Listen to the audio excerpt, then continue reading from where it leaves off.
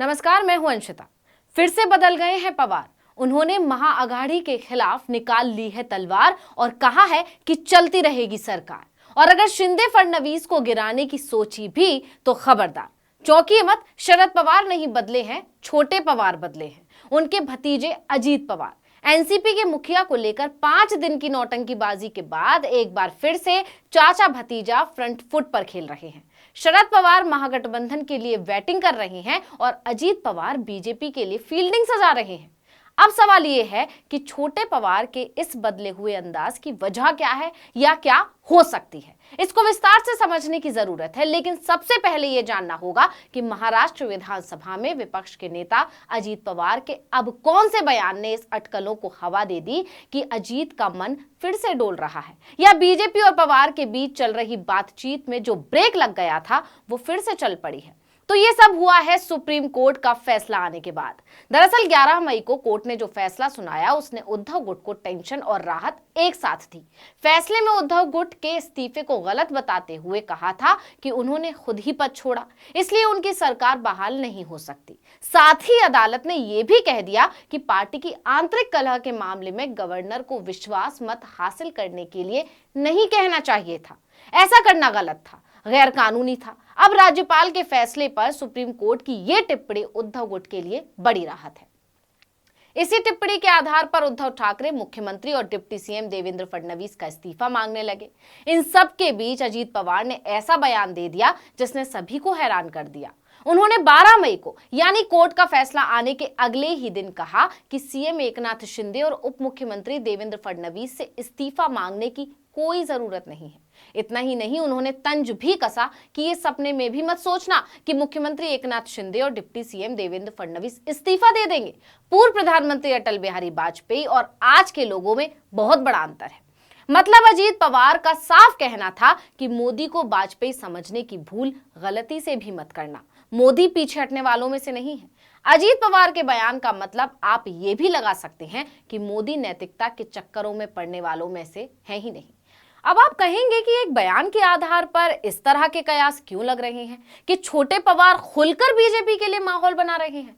तो आपको बता दें कि ये कोई एक बयान नहीं है, बल्कि सुप्रीम कोर्ट के फैसले से पहले ही अजीत पवार ने महाविकास अघाड़ी के अन्य नेताओं के उलट जाते हुए कहा था कि एकनाथ शिंदे सरकार पर कोई संकट नहीं है। अजीत पवार सिर्फ बयानों से ही सबको चौंका नहीं रहे हैं, बल्कि बीजेपी शिंदे के साथ अब वो अपनी नजदीकियां खुलकर जाहिर कर रहे हैं। 10 मई को यानी सुप्रीम कोर्ट का फैसला आने के एक दिन पहले वो सीएम एकनाथ शिंदे और उप मुख्यमंत्री देवेंद्र फडणवीस के साथ नजर आए थे। 10 मई को लातूर में एक सामूहिक विवाह समारोह का आयोजन किया गया था। इसमें ये तीनों शामिल हुए थे। इसके बाद ही अजीत पवार का बयान आया कि शिंदे सरकार को कोई खतरा नहीं है।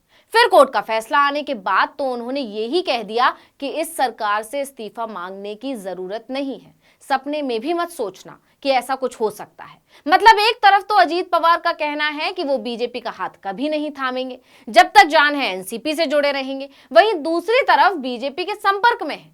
इतना ही नहीं, उनकी राय उद्धव गुट से बिल्कुल अलग है।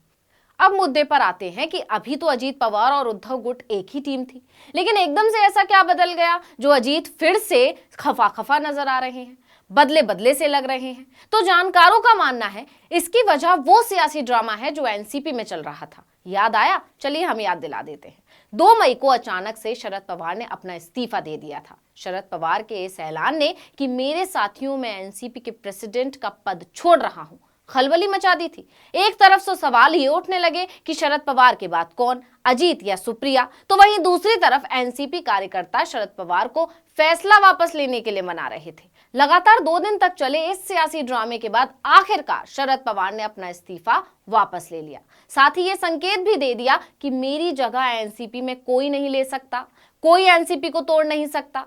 यह संदेश सीधे अजीत पवार को था। गौर करने वाली बात यह थी कि शरद पवार की इस प्रेस कॉन्फ्रेंस में अजीत पवार मौजूद नहीं थे। जानकारों ने यहां तक दावा किया कि सियासी ड्रामा सिर्फ शरद पवार का शक्ति प्रदर्शन था और अजीत पवार को संकेत था कि एनसीपी को तोड़ने की सोचना भी मत। अब ये सारा ड्रामा क्यों रचा गया, इसके लिए थोड़ा और पीछे जाना पड़ेगा।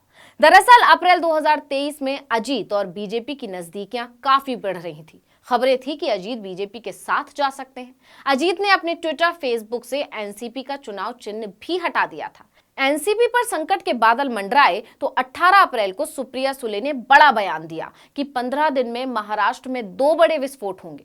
सुले के इस बयान के बाद ही अजीत के तेवर बदल गए और 18 अप्रैल को ही उन्होंने उन सभी अटकलों को खारिज कर दिया जिसमें यह कहा जा रहा था कि अजीत करीब 30 विधायकों के साथ बीजेपी का हाथ थाम सकते हैं। उन्होंने कहा कि जब तक जान है एनसीपी नहीं छोड़ेंगे। हालांकि इस बयान के भी कई मायने निकाले गए कि अजीत एनसीपी छोड़ेंगे नहीं, शरद पवार से छीन लेंगे। वहीं कुछ जानकारों ने यह भी दावा किया कि एनसीपी में सब कुछ ठीक हो गया है। लेकिन जैसे ही 2 मई को शरद पवार ने इस्तीफे का ऐलान किया, अटकलों को हवा मिल गई कि अब अजीत पवार को अध्यक्ष बना दिया जाएगा। शायद इसीलिए उनके तेवर नरम हो गए थे। साथ ही सुले के 15 दिनों में 2 विस्फोट वाले बयान पर भी सबका ध्यान गया कि क्या सुले इन्हीं 2 विस्फोटों की बात कर रही थी। लेकिन 2 दिन बाद ही यानी 4 मई को शरद पवार ने सबको चौंकाते हुए इस्तीफा वापस ले लिया, जिसके बाद सारी कहानी साफ हो गई कि इतने दिन से आखिर एनसीपी में चल क्या रहा था। पहला विस्फोट पवार का इस्तीफा देना था और दूसरा इस्तीफा वापस लेना था। इस सब का मकसद सिर्फ शरद पवार का शक्ति प्रदर्शन था। लेकिन इसके बाद अजीत पवार कुछ दिनों तक तो शांत बैठे रहे, लेकिन इसके बाद उनका धैर्य जवाब दे गया। अब उनके तेवर एक बार फिर बदल गए हैं। इसे लेकर जानकारों का मानना है कि वो खुद को ठगा हुआ महसूस कर रहे हैं, इसलिए कब क्या खेल हो जाए इसका अंदाजा नहीं लगाया जा सकता। लेकिन हाँ, महाराष्ट्र के सियासी समुद्र में बार बार उठ रही इन लहरों को देखकर सिर्फ यही कहा जा सकता है कि पिक्चर अभी बाकी है मेरे दोस्त। इस वीडियो में इतना ही। आपसे अनुरोध है कि यूट्यूब पर हमारे चैनल आर्टिकल 19 इंडिया को सब्सक्राइब कीजिए, फेसबुक पर लाइक कीजिए और कमेंट करके बताइए आपको हमारा ये वीडियो कैसा लगा। आने वाले दिनों में हम और किन मुद्दों पर वीडियो बनाएं ये भी जरूर बताइएगा। ट्विटर हैंडल है article19_India, इसको भी फॉलो कर लीजिए। नमस्कार।